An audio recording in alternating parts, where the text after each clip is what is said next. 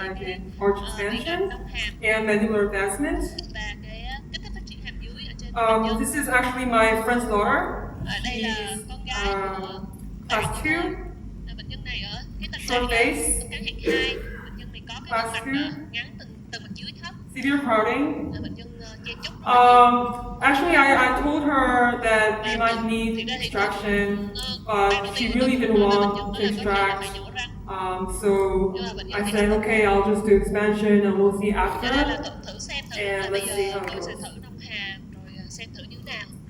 Lateral ceph, class 2, panoramic radiograph.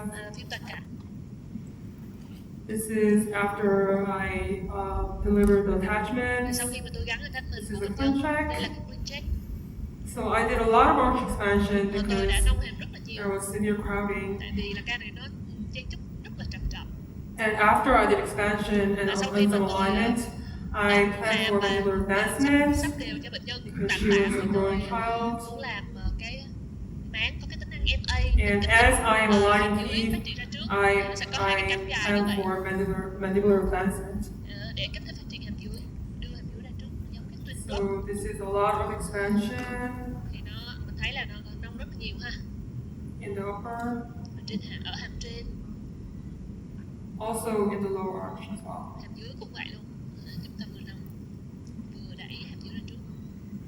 So arch expansion is very easy for the teeth to tip buccally, right? When we have this expansion forces. But Invisalign, they apply a optimized attachment here that creates that moment for minimizing the buccal tipping. So this is key, I think, to this expansion protocol. This is also G8. So as we are expanding the teeth, this optimized attachment creates this force that leads to the buccal torque of these molars. So if you just compare with the conventional expansion, removable expansion, there will be a lot of buccal tipping, right? But if we have this optimized attachment that creates a buccal torque, we can have a bodily expansion. And this is just explaining the concept. So optimized attachment is this one, and smart force.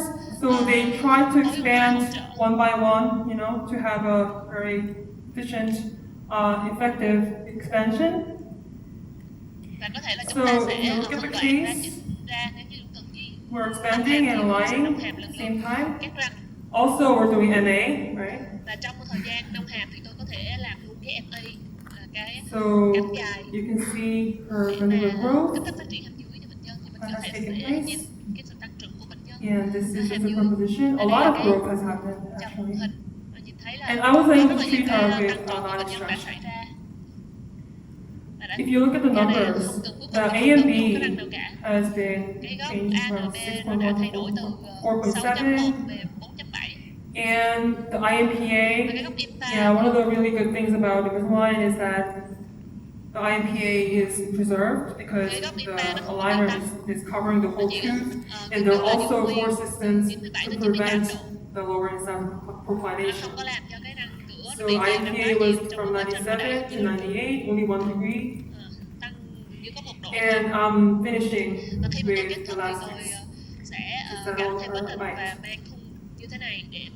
So I was amazed how I can treat her non-extraction.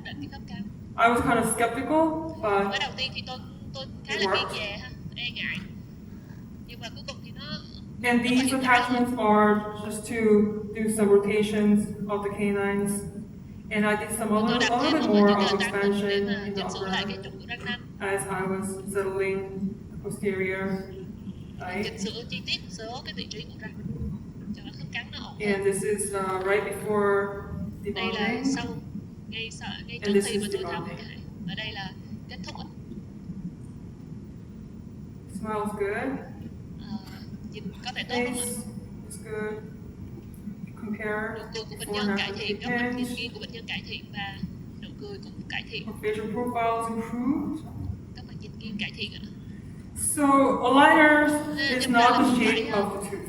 So Invisalign is a force-based system. It creates a force system that is designed to achieve certain types of tooth movement.